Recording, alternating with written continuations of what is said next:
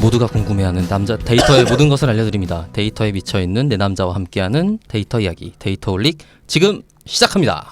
와, 뭐 하는 거야 지금? 뭐 하는 거야? 오늘은 제가 MC 보기로 했습니다. 진짜로? 박 네. 박사가 MC로 시작하는 데이터홀릭입니다. 오늘은 멤버 소개 부탁드릴게요.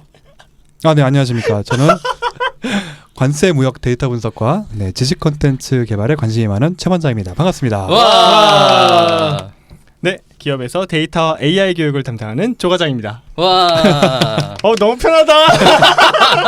자, 그리고 아직도 얼떨떨해 있는 우리 네, 이거 무슨 몰래 카메라 같은 거? 네, 데이터 분석으로 밥 먹고 사는 김 팀장입니다. 반갑습니다. 반갑습니다. 네, 자동화 생각에 뇌가 기계로 바뀐 박 박사입니다. 반갑습니다. 반갑습니다. 이번 회차는 박 박사가 MC를 보기로 했습니다. 네. 최반장? 아니지, 조 과장님이 지금 오늘 반말은 하지 마세요. 조 과장님이 오늘 MC 휴업을 선언하셔서 아. 박 박사가 한번 해보겠다라고 손을 들고 오늘 난장판인 MC를 보고 조 과장님이 다시 다음번에 돌아가시기를 기대하면서 진행해 보려고 하고 있고요. 그래서 갑자기 시작하자마자 든 생각인데 지난 시간 서머리를 해야 되네요. 그렇죠. 하셔야죠. 그 정도는 해야 진행자죠. 그러니까 말이에요. 그래서 제가 진행하기로 했으니까 아니 근데 왜 이 구조를 나랑은 상의를 안 하고 아, 이렇게 김 팀장님 지금 잠깐 화장실 갔다 사이에 양치자러 갔다 왔잖아요. 그때 얘기 나온 네, 거예요? 그 사이에 제가 나는 내가 주제를 맡지 않아도 쉬는 날이 없다. 진행을 아. 맨날 하니까 그랬더니 하소연하셨구나. 네. 제가 할게요. 아. 그러는 거예요. 얼마나 잘하는지 한번 들어보죠. 네, 그 서머리 하기 전에 방송 안내 좀 부탁드리겠습니다. 네. 저희 방송 안내를 갑자기 드리겠습니다. 저희 데이터홀릭은 말씀드린 대로 유튜브, 팟빵, 애플 팟캐스트에서 시청 또는 청취하실 수 있습니다. 네, 검색 통해서 접근 부탁드리고요. 그리고 저희 페이스북 페이지 운영하고 있습니다. facebook.com 데이터홀릭4 데이터홀릭4입니다. 그리고 마지막으로 저희 공식 이메일 주소 데이터홀릭4 gmail.com 데이터홀릭4 gmail.com입니다. 많은 업무 협의, 제안, 질문 부탁드리겠습니다. 그리고 방송에 여러분들 좋아요와 후원 계속적으로 부탁드리겠습니다. 좀 오래가는 컨텐츠를 위해서 여러분들의 많은 손길 기다리고 있습니다. 감사합니다. 감사합니다. 저도 유튜브를 하고 있는데 댓글이나 구독, 좋아요가 되게 계속하게 되는 힘인 것 같긴 맞아요. 해요. 이게 네. 별게 아닌 줄 알았는데 실제로 많이 힘이 되더라고요. 맞아요. 네. 그게 자꾸 까먹다가 맞아 해야지 이런 생각이 드는 활동 중에 하나더라고요. 그렇죠. 네. 해주시면 감사하겠고요. 구독, 좋아요 부탁드리겠습니다. 꼭이요. 그 지난 시간 서머리 여전히 계속 제가 뒤로 미루고 있는데 네. 청취자 댓글 소개 먼저 하려고요. 네네네네. 네, 저희 하는 근황 김에 토크도 해주세요. 네. 맞아요. 네. 댓글 소개 먼저 좀 하려고 하는데 네. 제가 MC를 하기로 한 이상 네네. 조 과장님이 부탁드리겠습니다. 네. 제가 댓글 하나 읽어드릴 텐데요. 댓글 주신 분, 저 아이디를 안 봤네. 모든 에피소드 잘 듣고 있습니다. 크롤링 당하고 있는 사이트 운영자입니다. 우리 지난번에 크롤링 했잖아요. 맞아요. 이거 엄청 처음에 그래서, 뜨끔했어요. 저. 팟빵 운영자신가 해서 깜짝 놀랐어요. 네, 그럴 것 같기도 해요. 어쨌든 시원하게 궁금한 것들이 해결됐어요. 그리고 데이터 분석은 할 듯 말 듯 준비가 안 된 부서이고 저는 개인적으로 업무를 위한 자기개발 공부를 하고 있는데 박사님들의 방송 들으면서 혼자 외롭고 헤맸던 것들을 총정리하고 있습니다. 모두 하시는 일들 꼭 잘 됐으면 좋겠습니다. 라고 올렸습니다. 감사합니다. 감사합니다. 박사님들이라고 하니까 되게 박사된 것 같네요. 그러게. 좋다. 저도 척척 박사의 박사지 제가 박사가 아니고 심지어 척척 박사도 아닙니다. 이거 올려주신 아이디 SOPOONGJY 님이셨습니다. 그러니까 스푼 뭐 이런 거 같았어 갖고 네, 근데 저는 소풍. 소풍 맞아. 소풍 JY. 네. 이야, 전화 아닌데요? 제가 읽으셨구나. 아까 4 못 들었어요. 4? 영어 좀 저는 해요. 소풍 관련된 무슨 서비스가 있나 그래갖고 찾아보려 했었는데 소풍 JY님. 그렇더라고요. 네. 여기까지 진행했으니까 전 MC님께서 기대하시는 바대로 그동안 어떻게 지내셨는지 한마디씩만 해주시죠. 오늘은 김 팀장님 먼저 해주실래요? 왜? 내가 뭐 했을까? 그냥 열심히 알을 계속 팔고 있어요. 얼마에 파는 겁니까 도대체? 양계장 요즘 하시나? 좀 잘 팔려가지고요. 알을 와. 대한민국에 알 파는 게 누군데? 콘다의 드립으로 이게 충격적이네요. 네, 그래서 그래서 너무 많이 아주 정신이 멍해져서 이상한 네. 데로 들어가지고 그래 열심히 알 파는 일만 하고 있어요. 아 맞아, 네. 김 팀장님 지금 계속 강의 연달아 하고 계시죠? 네, 요즘에 알 교육 요청이 많아서 여러 기업들 다니면서 네, 강의를 하고 있습니다. 네네. 다른 분들은 혹시 다른 거 없나요? 아 근황이요? 네. 자발적으로 질문을 네가 해 임마. 그래서 진행자란 사람이 제가 그러면 저 먼저 할게요.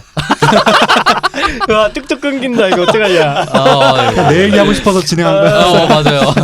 저 먼저 할게요. 제가 이번에 멀티링거라는 패키지를 만들었습니다. 멀티링거. 네, 뭐예요? 멀티링거라고 R 패키지인데 우선 파이썬을 사용하는 배포판 중에 아나콘다라는 게 있어요. 근데 이제 R에서 레티큘레이트라는 패키지를 통해서 파이썬을 사용할 수 있거든요. 레티큘레이트. 네, 근데 레티큘레이트가 아나콘다 설치를 지원하지 않아요. 그래서 따로 각자 인터넷에서 다운로드 받아서 설치를 해야 되는데 뭐 특별하게 어려운 일은 아니긴 합니다만 그래도 R 사용자가 뭔가 그걸 설치해서 경로 설정하고 이런 문제도 어려운 일인 것 같아서 한 번에 그런 걸 다 지원해주는 함수를 만들어서 우선 패키지화했고 윈도우에서 또 특별하게 이상한 문제가 있어서 그거 수정까지 하는 걸로 해서 마무리했습니다. 그래서 알 깎는 장이냐. 아니, 이게 어떻게든 사용자들을 편하게 해주겠다는 이런 마음 아닙니까? 그러면 좀 다른 사람들이 저를 좋아해주지 않을까? 라고 생각하는 거죠. 관종. 관종이죠. 원래 오픈 소스 생태계는 관종들이 움직이는 거예요. 그럼요. 보니까 지금 다 여기 있는 사람 관종 같긴 한데.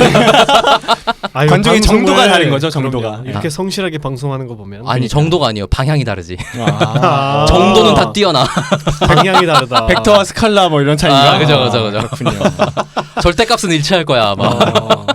너랑 나랑은 정반대 같아요. 그러니까 이런 얘기를 이어고 웃다니. 이런 방송밖에 없을 거야. 진짜 이 청취자분들에게 이 조 과장님이 방송 준비를 어떻게 하는지를 다 공개하고 싶어요. 저는 충격적이에요. 맨날 할 때마다 느끼지만. 어마어마하죠. 네. 아니 이분 여행 갈 때 5분 단위로 스케줄 짜는 분이잖아요. 1분 단위였어요. 1분 단위.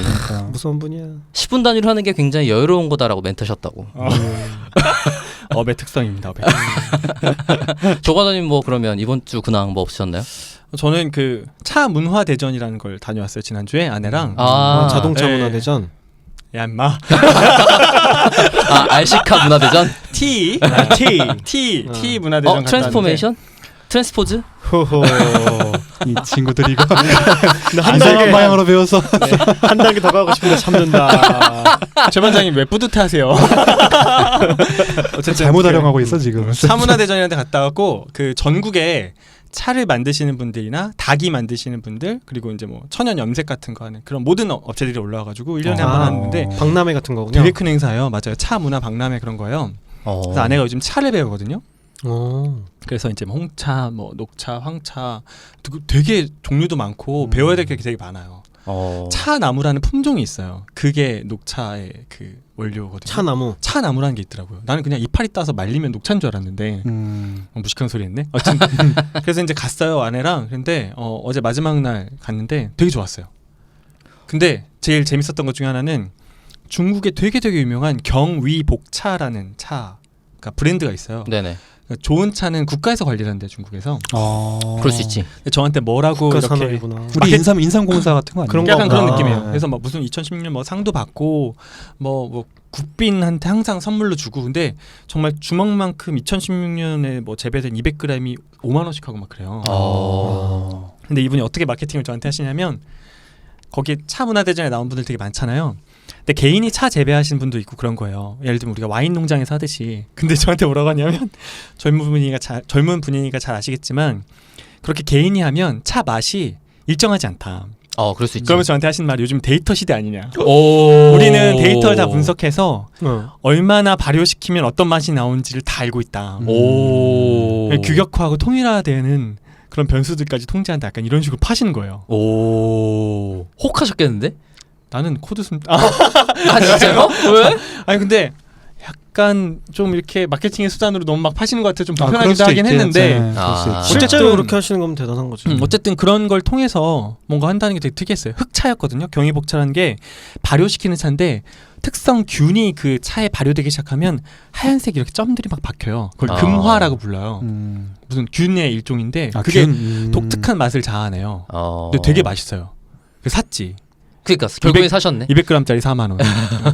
가기도 사고. 200g에서. 네, 그래서 저는 차 문화를 그 효리네 임박에서 처음 봤는데 네. 좀 가졌으면 좋겠다 싶은 취미이긴 한 것 같아요. 그쵸. 되게 좋아요. 네. 나중에 저희 차 한번 갖고 와서 드릴게요. 감사합니다. 팽주라고 부릅니다. 차를 대접하는 사람을. 팽주. 팽주. 아. 팽주라고 불러요. 그래서 차를 대접하는 사람 호스트를 네, 호스트 팽주라고 부르고 어. 그게 다 예절도 다 있어요. 차 예절이. 그래서 제가 요즘에 아내한테 박팽주라고 듣고 있나 박팽주? 네, 여기까지 하겠습니다. 집에 들어가면 또 혼나. 네, 그랬습니다. 아, 그렇군요. 네, 저는 최 관장입니다.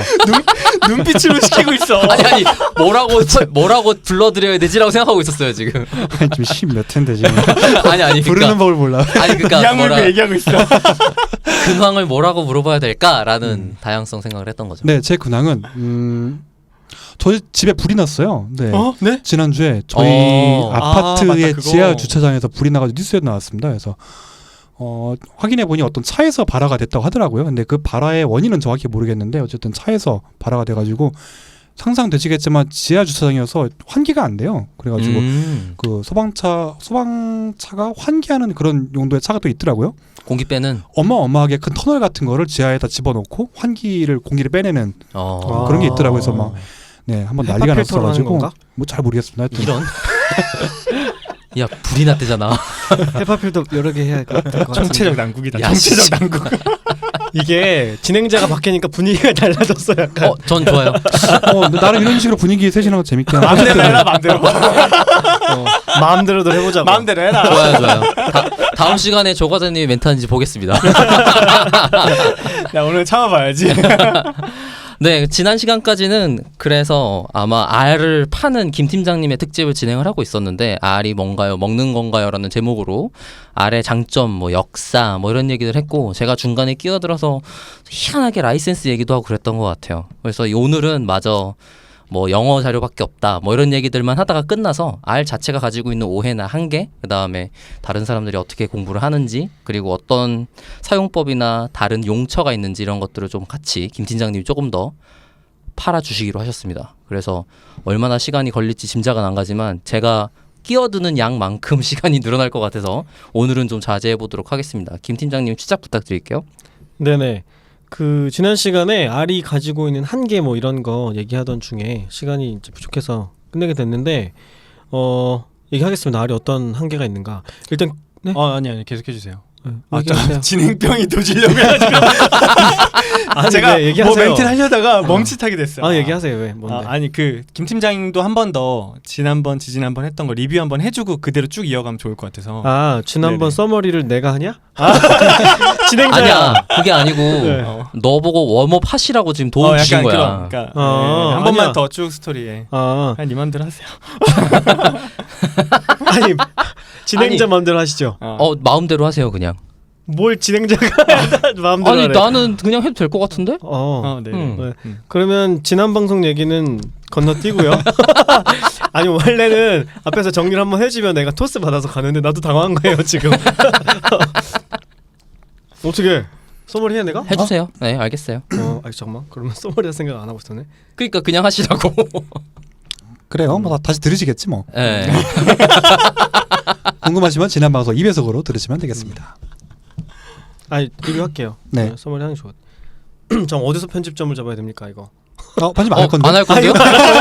이렇게 막았뜨는 빨리 가. 지금 이것도 나가는 거예요. 그래요? 네. 예 알겠습니다. 아니 그러니까 빨리 가. 네 그럼 물 네. 흐르듯이 정리하겠습니다. 지난 시간 일단 알의 역사에 대해서 간략히 얘기해봤었어요. 어떻게 시작됐나. 그 다음에 주로 이제 어떤 사람들이 알을 사용하는가. 산업계에서는 어디서 주로 쓰고 학계에서는 어떻게 사용하고 있나. 그리고 알이 어느 정도 인기를 보이고 있는가 이런 얘기들을 했었습니다. 그리고 이제 알의 강점들에 대해서 얘기를 하기 시작했죠. 그다음에 오픈 소스라는 것도 얘기를 해보고 알 패키지라는 개념도 얘기를 해보고 이런 얘기들을 쭉 했었고 그 다음에 재현성 이슈에 대해서도 얘기를 많이 했었어요. 재현성. 네. 우리가 분석 전체 과정을 모두가 다 공유받고 다른 사람들도 똑같이 분석을 해서 같은 결과물을 확인할 수 있는 이런 특성을 갖추도록 분석을 하는 그런 어떤 특성이죠. 네, 이런 재현성에 대한 얘기, R을 쓰면 재현성이 확보된다 이런 얘기를 했었고요.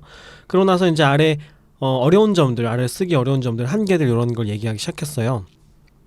그래서 일단 오픈 소스이기 때문에 뭐 매뉴얼이 없다는 점, 망가져도 누가 대신 고쳐주는 사람도 없고 이런 어려움들이 있다. 그리고 뭔가 자료가 필요하면 한글로 된 자료를 찾기보다는 구글링을 해서 영어로 된 자료들을 봐야 한다. 이런 어려움이 아직은 있다. 이런 얘기까지 다뤄봤었습니다.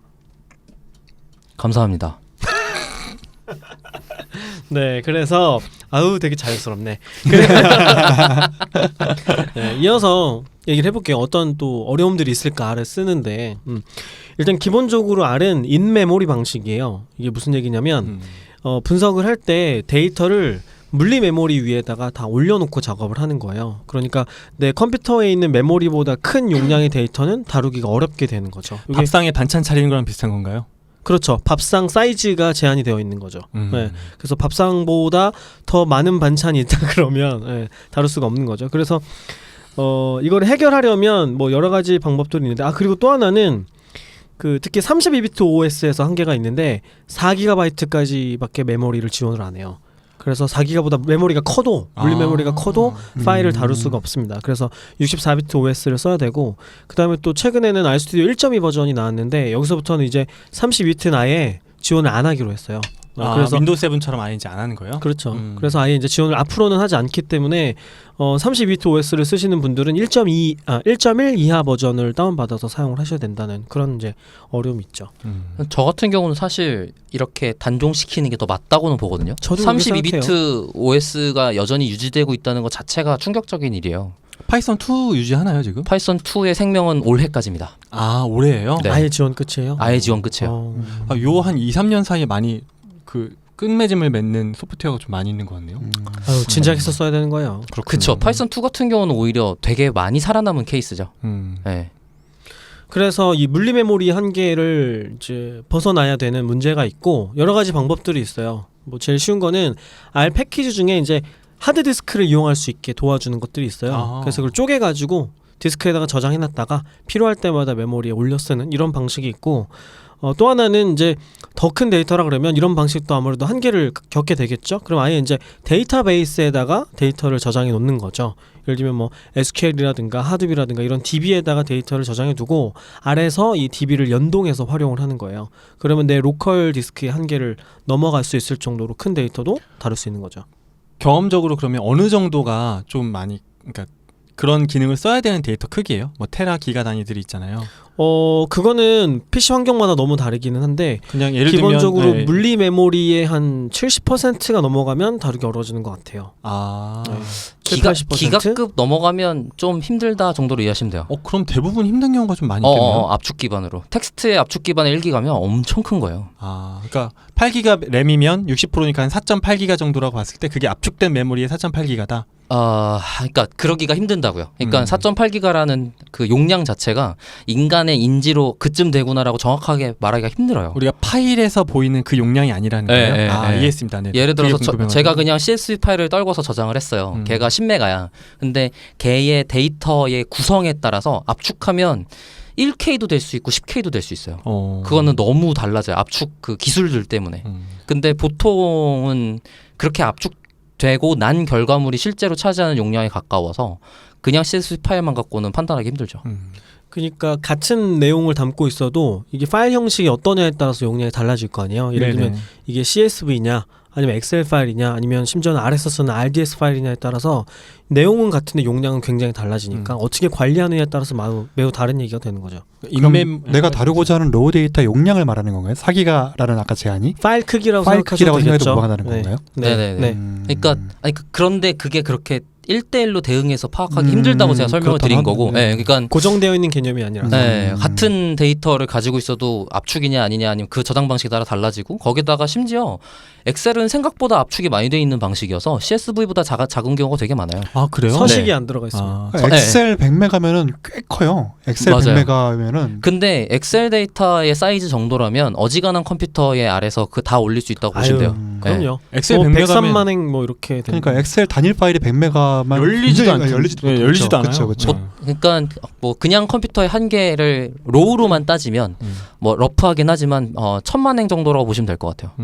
물론 컬럼의 개수에 따라 그렇죠. 완전히 다르지만 하는데, 그냥 감각적으로. 네. 그러니까 인메모리라는 한계가 있긴 하지만 이제 저장 방식이나 뭐 사용에 따라서 그게 어쨌든 크게 한계로 작용하지 않을 방법들이 많다는 그렇죠. 거죠. 네, 그리고 지금은 이제 그 정도 사이즈의 데이터라고 하면은 클라우드를 이용하잖아요. 그리고 그 정도까지 분석을 하는 분들이라면 이미 클라우드를 이용하고 있죠. 클라우드에 그죠? R을 이제 설치해놓고 서버에 거기에서 돌리기 때문에 내 로컬 PC의 한계는 이제 넘어서게 되는 거고 그래서 뭐 어느 정도 크기를 가지고 이게 뭐 다룰 수 있는 거냐 마냐 이런 거는 그렇게 지금은 문제가 되진 않는 것 같아요. 질문 드린 이유가 이제 한계니까 우리가 이거를 쓰는데 어려움 같은 경우는 그때그때 질문을 해드려야 이제 청취자분들이 궁금해하실 것 같아서 그렇죠. 흐름을 깨지 않는 선에서만 제가 좀 궁금한 거 질문 한번 드려봤어요. 네.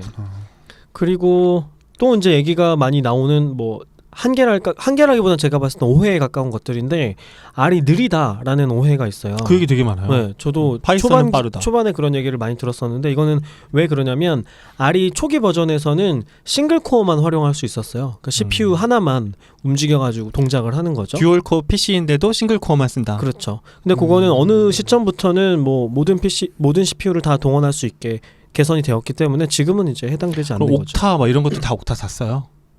다 쓸걸요? 아니, 갖고 진짜요? 있는 CPU는 제가 테스트했을 때 제로콜에서는 다 썼었어요. 그게 사실 개념적으로는 좀 달라요. 어떤 식이냐면 지금 말하는 싱글 코어로 돌아간다라는 건 R에서 제공하고 있는 베이스 함수들이 그렇게 동작한다라는 뜻이고 맞아요. 베이스 네, 함수들이 근데 이제 거죠. 멀티코어를 동작하도록 작성된 패키지들이 있고 기본 기본 함수 중에도 그렇게 처리되는 애들이 발생하고 있는 중이고 케라스 같은 패키지는 멀티코어 쓰고 그런 건가? 케라스는 백엔드가 파이썬이에요. 파이썬으로 짜여져 있는 걸 그대로 사용하죠. 저 몰랐어요. 케라스랑 네. C로 다시 짠 게 아니라? 텐서플로우도 그렇구나. 제가 그래서 아까 말한 레티큘레이트가 필요한 거예요. 네. 아. 레티큘레이트가 그걸 만들려고 만들어진 파생 패키지예요. 아 그래요? 그게 네. 먼저요? 네. 선우가 그렇게 되는 거군요. 텐서플로우 만드는데 그것 때문에 필요해서 만든 거예요. 우연찮게 패키지 얘기가 나왔네. 그렇군요. 그러니까 지금 이제 무슨 얘기냐면 파이썬으로 만들어 놓은 함수나 이런 기능들도 R에서 쓸 수 있는데 그걸 이렇게 연결시켜주는 패키지가 있어요. 그걸 레티큘레이트라고 하는 패키지가 있는 건데 지금 나온 얘기는 그게 텐서플로우를 구현하기 위해서 만들어진 거라는 맞아요. 설명을 해주신 거죠. 몰랐네요. 그건. 그래서 RS튜디오에서 이제 그 레티큘레이트 패키지 때문에 그냥 파이썬을 코드 중간에 넣을 수 있어요. 그리고 맞아요. 네, R을 하다가 R에서 만들어진 객체를 파이썬에서 사용할 수 있고 파이썬에서 전처리든 뭐든 한 거를 바로 그냥 다음 R 세션에서 객체로 사용할 수 있어요. 그러니까 데이터로. 지금 R 스튜디오를 이용하면 R 문법이랑 파이썬 문법을 이제 동시에 병행해서 활용할 수 있는 거예요. 제한이 없다고 볼 수 있죠. 네. 지금 이제 코어를 하나만 쓴다 이 얘기하면서 속도가 느리다 네네네네. 얘기하는 중이었는데 그러니까 말씀하신 게 그래. 베이스 R이라는 건 뭐냐면 쉽게 얘기하면 R만 설치하면 기본으로 깔려있는 R의 핵심적인 것들이 있어요. 핵심 문법들 이런 게 예전에 이제 싱글 코어만 지원했다는 건데 이것도 개선이 됐고 심지어는 이게 개선이 안 됐어도 베이스 R 말고도 R에 있는 문법을 활용하는 다른 파생 패키지들이 있잖아요. 그런 것 중에는 병렬 처리가 되는 것들이 예전부터 많이 있었거든요. 그러니까 CPU가 하나만 써서 느리다는 것은 꽤 오래전 해결이 된 거고 그러니까 예전에 R을 접하셨던 분들이 그런 오해를 좀 가지고 계신 것 같더라고요. 아니 거기다가 그 오해라는 게 되게 웃긴 거예요. 왜냐면 그 R이나 Python이나 원래 그러니까 코어가 여러 개이던 때 발생한 언어가 아니에요. 그렇죠. 네, 처음부터 그 고려를 하지 않았다고. 거기다가 파이썬도 GIR이라고 하나의 코어만 사용하도록 강제해놨어요. 물론 제약을 풀 수 있게 여러 가지 기법들이 있습니다만 특히 전 처리할 때 많이 쓰는 판다스 같은 것도 싱글 코어만 되잖아요. 지금도 그런지 모르겠어요. 근데 많이 개선됐다고 들었고 그리고 R 같은 경우는 멀티코어가 돌아간다는 범위가 사실은 그 그러니까 대수연산 그러니까 그 행렬 연산을 할 때 싱글 코어를 쓴다는 건데 그거를 오픈블라스니 뭐니 몇 가지 그 전에 만들어진 계산 라이브러리를 사용해요. 근데 그거를 고치는 것만으로 연결해서 사용하니까 병렬 처리가 가능해지고 그 다음에 마이크로소프트 R 오픈이 그런 병렬 기본 함수를 제공하는 배포판이에요. 그래서 그냥 걔로 바꿔서 사용하는 것만으로 병렬 처리가 되는 거죠. 마이크로소프트 R 오픈이라는 건 뭐냐면 전에 한번 지난 회차 말씀드렸는데 MS에서 만든 R이 있어요. 거기에서는 기본적으로 이런 병렬 처리들이 잘 되는 거죠. MS에 이제 병렬 처리용 라이브러리가 자기네들 그 특허로 들고 있는 패키지도 있어요. MLK나 뭐 이런 거 같은 게. 그래서 똑같은 동작을 훨씬 빨리 할 수 있는 거죠. 같은 문법인데. 네. 근데 그렇게 따져봐야 체감하기는 쉽지가 않은 것 같아요. 저도 몇 번 써봤는데 호환성 문제를 따지거나 신경 쓰는 것보다 그냥 베이스R 쓰고 말지라는 게 저는 더 많아져서. 그렇죠. 네. 왜냐면 MSR을 쓰려면 거기에 동작하는 패키지들을 선별적으로 써야 되는 문제가 있는데 그럼 이제 한계가 좀 생길 수 있는 거고. 거의 없는데 조금 불편할 때가 있어요. 네, 그래서 그냥 신경 안 쓰는 게 편한 거죠. 저는 반대로. 그리고 아마 그 이후로도 그 R 패키지들이 속도가 빠른 것들이 계속 나왔거든요. 그래서 예전만큼 MSR 초기만큼의 메리트가 좀 없어진 것도 있는 것 같아요. 맞아요. 그냥 패키지만으로 해결되는 것들. 네, 특히 더 쉬운 이제 방법으로 해결이 되니까. 데이터를 불러오는 패키지 중에 여러 가지 빠른 애들은 다 대부분 C나 C++ 레벨로 다시 짜서 작성된 애들이 많아서 그것 때문에 느리다의 문제는 아닌 것 같아요. 네. 그다음에 이제 느리다고 얘기할 때 for문이 느리다, 반복문이 느리다는 얘기를 많이 하거든요. 근데 그거는 진짜로 느려요. for를 쓰면 느린데 그거는 제가 보기에는 R에서 데이터를 다루는 방법을 적용하지 않고 다른 언어에서 사용하는 방법을 적용했기 때문에 그러니까 R에 특화된 방식으로 데이터를 다루지 않아서 생기는 문제 같아요. 이름을 밝힐 수 없는 제가 아는 지인분이 그분의 있는 표현 그대로 하면 R은 for문을 멍청하게 돌린다라고 하더라고요. 왜냐면 for문을 돌리는 게 멍청한 거거든요. 아 그렇구나. 진짜 할 말 많다. 그게 아니라 잠깐만, 내가 이거 먼저. 그러니까 이건 뭐냐면 그 데이터 분석을 할 때 분석가들은 이거를 컬럼 단위로 생각을 하거든요. 그러니까 열 전체에다 어떤 기능을 적용하는 식으로 생각을 해요. 그럼 이 컬럼 자체에다가 어떤 기능을 수행하면 모든 행한테 이 기능이 한 방에 적용이 되는 거거든요. 근데 for문은 이거를 한 행씩 한 행씩 내려가면서 작업을 하는 거예요. 행 바이 행으로 작업을 하는 거죠. 그러면 굉장히 느릴 수밖에 없고 네. 분석가들은 그렇게 작업하지 않거든요. 이거를 이제 벡터화라고 하는데 이거를 벡터 방식으로 바꾼다 이렇게 표현을 하는 거예요. 그래서 이거를 벡터 방식으로 바꿔서 작업을 하면 훨씬 빠르게 처리할 수 있는 것을 굳이 for문을 써서 한 줄씩 한 줄씩 해결하게 되기 때문에 결과적으로 느려지게 되는 거죠. 그러니까 R에 맞지 않는 방법을 적용해놓고 R이 느리다. 파이썬에서의 for문은 빨라요? R보다는 빨라요. 그리고 파이썬도 그게 느려서 리스트 컴프레hension이라는 방법을 제공해요. 리스트 압축? 네. 정확하게 그건 아니지만 그러니까 그런 문법이 있어요. 좀 빠른 문법이 있어요. 네. 그래서 제가 말씀드린 그런 벡터라이징이라고 하는데 벡터화 이런 걸 적용해주는 몇 가지 함수들이 있어요. 예를 들면 뭐 레플리다라든지 세플리라든지 심지어는 이거에 특화된 패키지도 있어요. 푸어라고 읽나? PURR? 저는 퍼라고 합니다. 퍼라고 읽는 거예요. 이런 툴은 이걸 사용하면 for문에 비교할 수 없을 정도로 엄청나게 빨라요. 이런 게 있는데 for를 쓰고 있는 게 이상한 거죠. 그러니까 느리다는 오해들이 실제로는 과거의 이야기였거나 방법이 잘못된 거죠. 최신화된 방법들을 몰랐기 때문에 여전히 느리지 않아 뭐 이렇게 하는 편견 뭐 그런 게 있는 거네요. 방법을 잘못 적용한 거예요. 사용 방법. 아니 실제로 왜 그러냐면 C나 다른 그 컴파일 레벨의 언어들의 포문은 중간에 뭔가 확인하지 않아요. 그러니까 그 확인하는 것까지 다 짜게 돼 있어요. 그러니까 안 짜면 빠른 거죠. 근데 그거랑 똑같은 문법, 비슷한 문법처럼 생겼는데 R은 중간중간에 이게 다이나믹 밸류를 체크한다든지 다이나믹 타입이라든지 이런 것들 때문에 수행 하나하나마다 앞에 해야 되는 기본 수행들이 엄청 많아요. 네네. 그러니까 그냥 포문으로 짜면 무지하게 느려지는 건데 그것도 사실은 최근 버전엔 굉장히 많이 개선되었고 몇 가지 요령을 사용하면 그렇게 느리지도 않아요. 심지어. 근데 이건 어떤 언어나 그러니까 되게 통용되는 것 같아요. 예를 들면 그쵸, 엑셀에 대한 그쵸. 오해도 있잖아요. 그쵸. 그 엑셀 그냥 표만 되는 거 아니야? 뭐 100만 회밖에 안 되는. 사실은 잘못 써서 그런 거죠. 엑셀 BI나 파워 BI 얹으면 클라우드 쓸 수 있고 큰 데이터도 만질 수 있는데 그냥 그런 거 아니야? 라는 그런 고정관념. 그리고 제가 생각하기에 for가 느리다고 얘기하는 분들은 분석가보다는 개발자들이에요. for문은 for while 뭐 if else문을 같은 거 네네. 쓰니까. 그러니까 개발자들이 쓰는 방식에 익숙한 분들이 R을 개발 언어로 보고 접근을 하면 불편한 것들이 생길 수는 있거든요. 개발자는 진짜 단순히 맞는 하시는 것 거예요. 같아요. 근데 분석가들은 그런 식으로 뭐라고요? 못 들었죠. 개발자한테 한 소리 하신 거냐고. 아니에요. 저는 개발자를 존경합니다. 진짜 그 말은 맞아요. 정말이에요. 네. 네네. 그냥 그 목적이 다르기 때문에 R은 분석을 하기 위한 특화된 언어이기 때문에 일반 개발 언어에서 쓰는 방식들이 여기에는 잘 안 맞는 경우가 있는 거예요. 네네. 방금 조 과장님 말씀해 주신 건 맞아요. R은 포문을 되게 멍청하게 돌린다 그랬잖아요. 개발자 입장에서는 그럴 수 있어요. 왜 쓸데없이 그걸 다 일일이 매번 포 때마다 확인하지? 딱 이런 이야기. 네. 그렇죠. 왜 효율적으로 안 돌려? 뭐 이런. 네. 네. 그러니까 그거를 효율적으로 돌릴 수 있게 하는 요령들이 좀 있는데, 그러니까 얘가 내부적으로 어떻게 동작하는지 이해한다면, 근데 거기까지는 필요 없는 거죠. 그 퍼에 있는 맵 함수 같은 것만 익히면 속도 개선이 그래요? 장난 아니에요 정말. 깜짝깜짝 놀랍니다. 그리고 뭐 데이터 테이블이나 뭐 이런 패키지도 있어요. 아니면 V룸이나 이런 것들, 브룸이라고 읽어야 되겠구나. 이런 것들은 아주 큰 데이터도 굉장히 빨리 읽어드리고, 뭐 파이썬하고도 많이 비교하는데 파이썬에는 다른 라이브러리들보다도 훨씬 빠르거든요. 벤치마크 나와 있는 것들을 보면. 그러니까 어떻게 쓰느냐, 어디에 쓰느냐의 문제지 R 자체가 느리다는 건 좀 오해인 것 같아요.